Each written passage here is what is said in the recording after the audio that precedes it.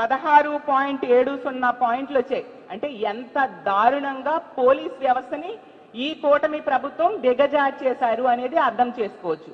ముఖ్యమంత్రిగా చంద్రబాబు నాయుడు గారు, అతనే లా అండ్ ఆర్డర్ కంట్రోల్ చేస్తారు, అతను ఫెయిల్ అయ్యారు.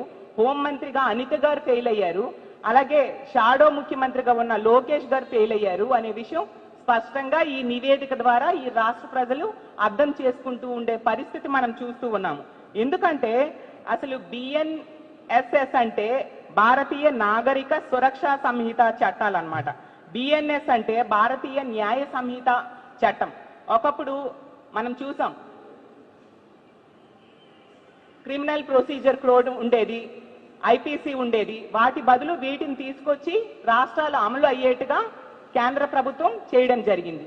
ఇప్పుడు వీటి అమలులో ఎంత దారుణంగా వైఫల్యం చెందారంటే దానికి కారణం ఈ డమ్మీ సీఎం వలన, ఈ డమ్మీ హోమ్ మినిస్టర్ వలన, వీళ్ళ అసమర్థ పాలన వలన అనే విషయం క్లియర్ గా అర్థమవుతుంది.